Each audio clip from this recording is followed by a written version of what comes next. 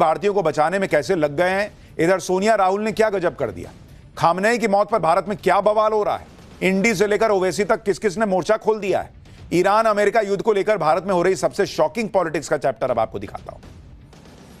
Iran और America के बीच भयंकर युद्ध चल रहा है, दुनिया की नजर उस पर है, लेकिन यहां देश में इंडी वालों की पॉलिटिक्स अलग लेवल पर चलती है। भारत में इंडी गठबंधन पीएम मोदी पर हमले कर रहा है।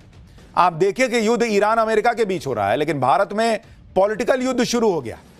सोनिया गांधी कह रही हैं कि भारत खामोश क्यों है, खामनेई की मौत पर पीएम मोदी को बोलना चाहिए।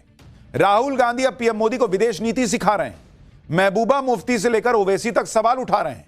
खामनेई की मौत पर भारत में प्रदर्शन हो रहे हैं। उधर पीएम मोदी देश हित में जो सही है वो करते चले जा रहे हैं। जहां अमेरिका अपने नागरिकों की मदद नहीं कर पा रहा, कह रहा है कि हम अभी नहीं बचा पाएंगे, अपने से निकलो, वहां प्रधानमंत्री मोदी एक एक भारतीय के लिए चिंतित हैं और क्या कर रहे हैं आज आपको दिखाऊंगा। यानी मुद्दा कोई भी हो, दुनिया के किसी भी कोने में युद्ध हो जाए, कुछ हो जाए, भारत में इंडी गठबंधन सीधे पीएम मोदी पर हमलावर हो जाता है। लेकिन इनको यह नहीं दिखाई देता कि जब दुनिया के कई देश अपनी सुरक्षा को लेकर परेशान हैं, भारत में ऐसी कोई टेंशन नहीं है। आज की डेट में पीएम मोदी किस तरह से नेशन फर्स्ट की पॉलिसी पर काम कर रहे हैं और कैसे भारत के हितों को सुरक्षित रखने के लिए किस किस को फोन लगा रहे हैं आज आपको दिखाऊंगा। खामनेई की मौत पर इंडी गठबंधन कैसे पॉलिटिक्स कर रहा है, वॉर जोन में फंसे भारतीयों को पीएम मोदी कैसे निकालने के लिए लग गए हैं। अब इसका चैप्टर आपको विस्तार से दिखाऊं, उससे पहले ट्रेलर देखिए।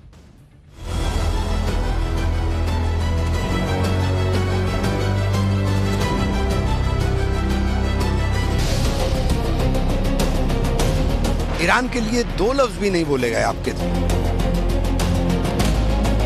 भारत के ये वो लोग हैं कि जो वहाँ के एजेंट है, वहाँ के मतलब ये चमचे, उनको वहाँ से ये फंडिंग होती है। आप देखिए कि ईरान पर अमेरिका और इजरायल के हमलों के बीच भारत में किस तरह से राजनीति हो रही है। सोनिया गांधी ने ईरान युद्ध और खामनेई की मौत पर एक लंबा चौड़ा आर्टिकल लिख दिया बॉस, जिसमें युद्ध को लेकर भारत के स्टैंड पर सवाल खड़े किए हैं। सोनिया गांधी ने कहा है कि इजरायल और अमेरिका ने ईरान पर हमला किया है, इस पर भारत की चुप्पी हैरान करती है। किसी विदेशी नेता की टारगेटेड हत्या पर भारत की चुप्पी हमारी विदेश नीति की विश्वसनीयता पर सवाल खड़े करती है। खामनेई की हत्या से 48 घंटे पहले ही पीएम मोदी इजरायल से लौटे हैं, जहां उन्होंने इजरायल के प्रति समर्थन जताया था। कांग्रेस ने ईरान पर यूएस इजरायल के हमलों की निंदा की है और दुनिया भर के शिया समुदाय से संवेदना व्यक्त की है। भारत सरकार का रुख इस त्रासदी को मौन समर्थन का संकेत दे रहा है, यह सोनिया गांधी कह रही हैं। भारत की परेशान करने वाली चुप्पी पर बजट सत्र के दूसरे चरण के दौरान संसद में चर्चा होनी चाहिए, सोनिया गांधी ने डिमांड की।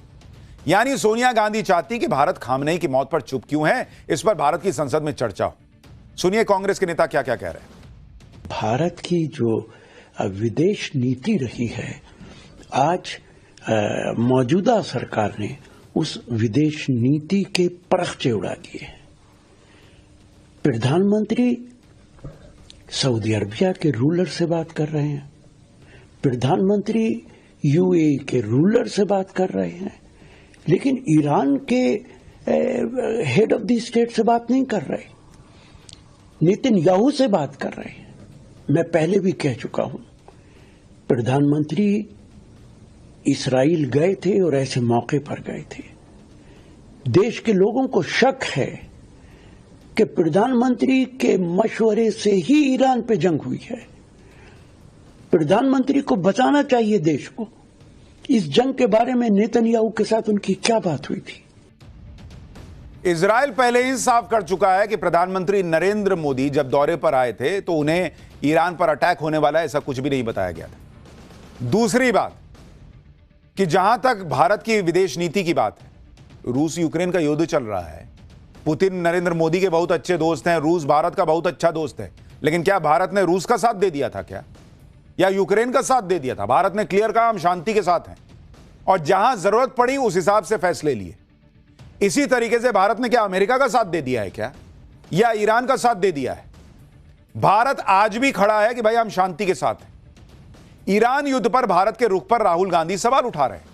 वो राहुल गांधी जो खुद विदेश जाकर भारत के खिलाफ बातें करते हैं, वो अब कह रहे हैं कि ऐसी स्थिति में मौन रहना तटस्थता नहीं है। भारत को संप्रभुता और शांति के लिए खड़ा होना चाहिए और अपनी नैतिक शक्ति को फिर से हासिल करना चाहिए। कांग्रेस के नेता लगातार इस पर बोल रहे हैं। खामनेई की मौत के बाद भारत में किस कदर सियासत हो रही है, आप वो भी देखिए। आज कांग्रेस के नेता इमरान मसूद ने खामनेई के भारतीय प्रतिनिधि अयतुल्ला अब्दुल हकीम मजीद इलाही से मुलाकात की। बातचीत में इमरान मसूद ने कहा कि खामनेई गांधी और नेहरू की बात करते थे, वो गांधी की विचारधारा से प्रभावित रहे। इमरान मसूद ने कहा कि भारत की विदेश नीति परंपरागत रूप से ईरान के साथ रही है, लेकिन मौजूदा सरकार कूटनीतिक जवाबदेही से भाग रही। सुनिए इमरान मसूद को। देखिए, ये बहुत बात विचलित कर रही है। ईरान जो हमारा पारंपरिक मित्र है और जहां से हमारा व्यापारिक साझेदारी बहुत ज़्यादा है, तेल का 50% आयात हमारा उधर से ही होता है और उसी रूट से होकर आता है। ऐसी परिस्थिति में जब आप यूएई से भी बात कर रहे हैं, सऊदी से भी बात कर रहे हैं, आप इजराइल से भी बात कर रहे हैं, तो हिंदुस्तान को न्यूट्रल नज़र आना चाहिए। और न्यूट्रल हमारी पॉलिसी है, हमारी विदेश नीति है। लेकिन ईरान के लिए 2 लफ्ज़ भी नहीं बोले गए आपके, तो ये बहुत ज़्यादा आश्चर्यचकित भी करता है और दुखी भी करता है। इधर एआईएमआईएम के चीफ असदुद्दीन ओवैसी भी पीएम मोदी की विदेश नीति पर फायर है। उन्होंने प्रधानमंत्री मोदी के इजरायल दौरे की टाइमिंग पर सवाल किया। वजीर आजम को, प्रधानमंत्री को देश को बताना है कि क्या नेतन्याहू ने उनको ये बताया था कि इजराइल ईरान पर हमला करने वाला है, और अगर बताया था तो फिर वजीर आजम को चाहिए था कि वो फौरन, प्रधानमंत्री को चाहिए था कि फौरन अपना इजराइल का दौरा खत्म करके देश को वापस आ। देखिए, एक तरफ तो ये फुल पॉलिटिक्स चल रही है, दूसरी तरफ पीएम मोदी क्या कर रहे हैं, अब आपको उसके बारे में बताता हूं। क्योंकि उनकी प्राथमिकता सिर्फ पॉलिटिक्स नहीं है। उन्हें जो भारतीय नागरिक खाड़ी देशों में बड़ी संख्या में रहते हैं, जिसके बारे में मैंने कल आपको पाठशाला में बताया था, करीब 96 लाख 1 करोड़ भारतीय मिडिल ईस्ट में रहते हैं, और वो लोग भी इस युद्ध के बीच फंसे हुए हैं। तो नरेंद्र मोदी क्या करेंगे? ईरान का साइड ले लें और उसके बाद उनको कहेंगे तुम अपना देखो। आप देखिए कि पिछले 48 घंटे में पीएम मोदी ने किस से बात की है। भाई, उन्होंने कतर के आमिर शेख बिन हमाद अल थानी से बात की, ओमान के सुल्तान हैथम बिन तारिक से बात की, कुवैत के क्राउन प्रिंस शेख सबा अल खालिद अल हमाद अल मुबारक अल सबा से बात की, सऊदी अरब के क्राउन प्रिंस मोहम्मद बिन सलमान से बात की, बहरीन के किंग हमाद बिन ईसा अल खलीफा से बात की, यूएई के राष्ट्रपति शेख मोहम्मद बिन जायद अल नहयान से बात की, जॉर्डन के किंग अब्दुल्ला II से बात की, इजराइल के पीएम नेतन्याहू से भी उन्होंने फोन पर बात की, और पीएम मोदी ने इन देशों से भारतीयों की सुरक्षा का मुद्दा उठाया। अब जो लोग ये कह रहे हैं कि ईरान में बात नहीं की, ईरान में किससे बात करें? वहां तो पूरी टॉप लीडरशिप साफ होती जा रही है बॉस। और दूसरी बड़ी बात कि इजराइल से भी बात की तो कहा जा रहा है कि वहां भी उनको कहा कि शांति कीजिए भाई। इस क्राइसिस के बीच जो लोग राजनीति कर रहे हैं, ये कह रहे हैं कि भारत ईरान के लिए बोल क्यों नहीं रहा। उनके राज में क्या हुआ था वो भी आपको बता देता हूं। यूपीए सरकार के दौर में जब लीबिया के शासक गद्दाफी को मारा गया था, तब भी भारत ने सधी हुई प्रतिक्रिया दी थी। साल 2011 में लीबिया पर नेटो समर्थित विद्रोही गुटों ने गद्दाफी के काफिले पर हमला किया था। विद्रोहियों के हमले में गोली लगने से गद्दाफी की मौत हो गई थी।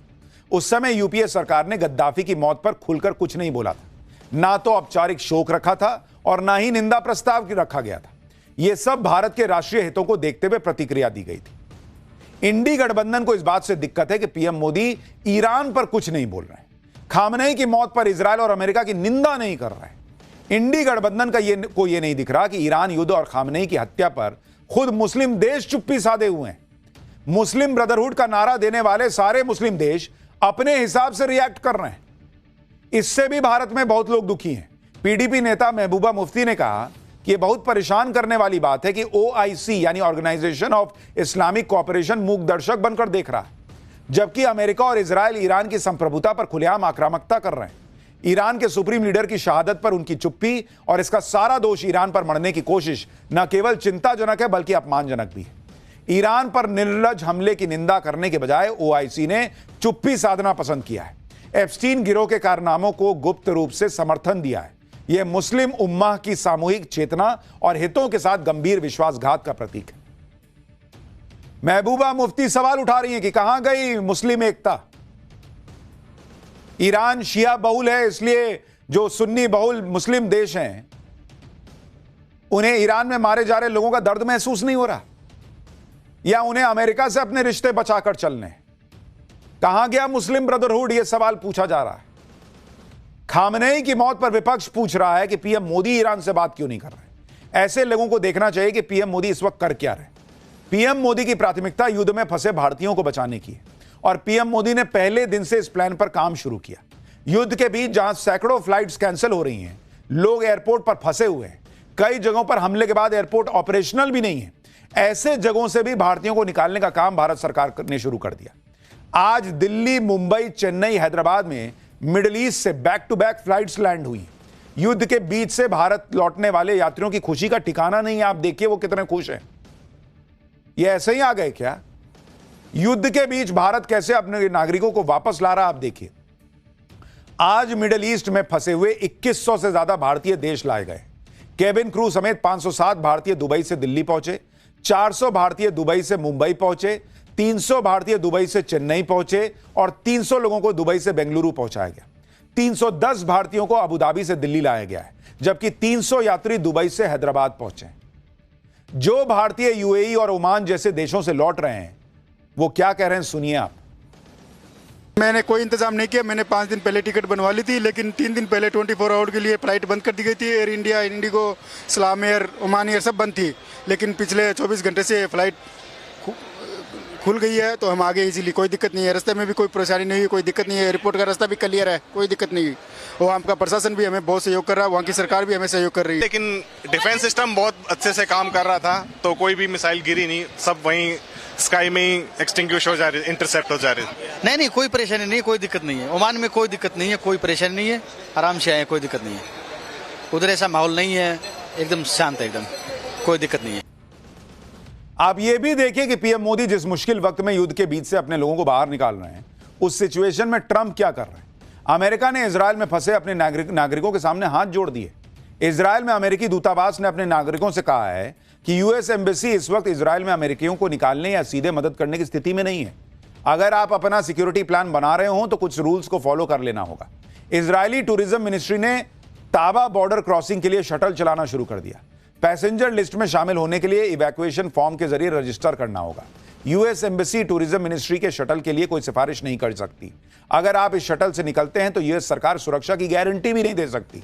जॉर्डन जाने के लिए एलियट तक शटल या टैक्सी से इत्जाक रॉबिन बॉर्डर क्रॉसिंग तक जा सकते हैं।